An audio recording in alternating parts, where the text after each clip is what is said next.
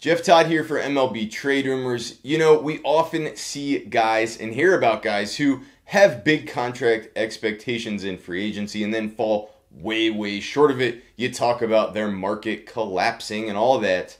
But how often is it that a player gets way more money, way more years in their contract than anybody really expected? I decided to examine that, so that is the subject of today's video. We have, of course, been delivering lots of different videos to you of late. We've got many more planned to come, so please do run down below and hit subscribe before we get rolling here today. Alright, so I decided to examine this and just see what happened, and I went and I looked back the last 5 or 6 years, all free agent signees, to see what jumped off the page at me. Who are guys that we just didn't remotely see that kind of contract coming, and they ended up really getting paid. And, you know, there were a lot of smaller deals I found, like Joe Smith signing with the Astros. I think he was at 2 years, $14 million.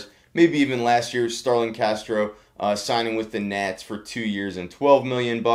You know, smaller scale in the MLB scheme of things. Contracts where guys got paid a little more than we anticipated, but that's not really what I was looking for here. I was looking for really mind-blowing deals that just really jumped off the page way beyond what we expected. So I started looking at starting pitchers, and there are definitely some contracts there. A couple guys coming back from some injuries with some health issues that surprised. Lance Lynn getting a 3-year deal for $30 million with the Rangers. Brandon McCarthy, 4 years, $48 with the Dodgers a few years back. Those ones were surprising. I think more surprising than that was Ian Kennedy getting $70 million from the Royals over 5 years. We really didn't see his contract value reaching that range. Yeah, this isn't quite what I was looking for. What about the big contracts we just saw? Garrett Cole, Steven Strasburg, huge free agent pitching contracts. I mean, that's more in the realm of what I was talking about. But even in those cases, we expected there to be a big bidding war for both of those guys. It's just what happened. It went beyond what we expected, but, you know, to some degree, it was anticipated that we were going to see that kind of activity. And I think you could say the same thing for the biggest reliever contracts that I saw that surprised me. I'm not necessarily talking about Kenley Jansen, Aroldis Chapman, record-setting type deals. Those ones we foresaw. That's exactly what we expected to happen. $90 million type guarantees. That's what we thought. That's what happened.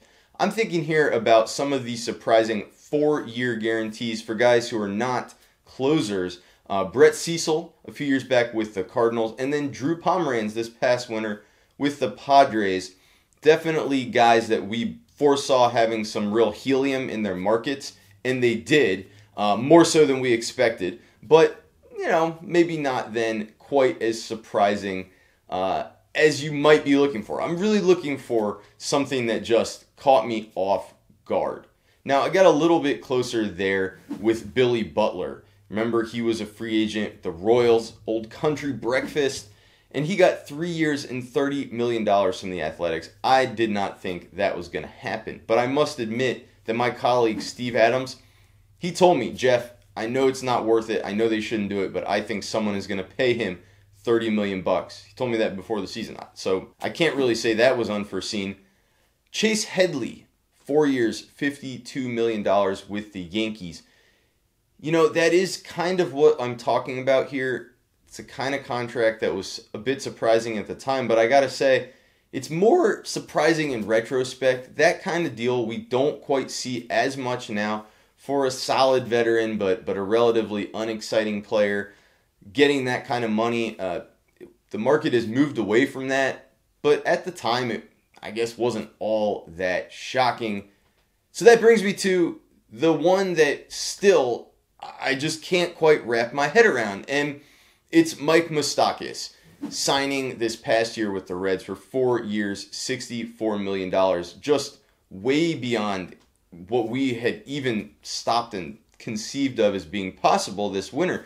And I was trying to figure out why, and really the reason for that is I think one thing that we at MLB Trade Rumors have learned over the years is to trust the market, to pay attention to what teams have done when they've had a chance to address certain players, whether by trade or free agency. And in the case of Moustakas, this was a guy who we got fooled on several years back. We thought he was a 5-year, $85 million free agent after his time with the Royals wrapped up.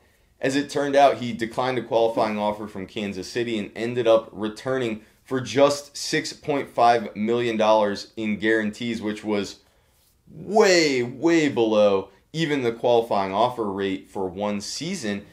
That was a red flag, but there was obviously that qualifying offer. You have to give up draft compensation to sign a guy. So we thought maybe just a 1-year thing.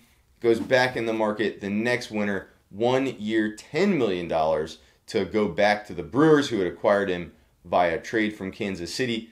Another big, strong signal from the market. Now, in that most recent season, 2019, Moustakas had another nice year, but you know what? His 114 OPS plus, that means he was about 14% better than the league average hitter. That was an exact match for his 5-year running average. So he was the same guy. He did move over and play some second base, which was huge for the Reds, who eventually signed him because they planned to use him on the right side of the infield. But at the same time, he didn't spend a lot of his time there, and it wasn't like he really showed any new skills. And the way teams move players around and shift in the infield these days, that wasn't necessarily a whole new world for Moustakas to open up. Plus, let's not forget the guy now is already 31 years of age, so he's much older than he was when he first hit the open market, which is partially why we thought he could get a 5-year deal at that time. You remember the Pablo Sandoval contract was sort of the market marker for that sort of a player. Now he's older, and he finally did get paid. Now this deal could still pan out for the Reds, I'm not saying otherwise, but this is the contract of the last 5 or 6 years that I just was completely floored by, and still in retrospect am extremely surprised that this deal got done. Thank you for tuning in as always for this week's video. Please do run down below, like it, tell me why I screwed up. I'm sure I missed some guys. Please do let me know in the comments, and do hit that subscribe button so you can keep watching all of our videos to come.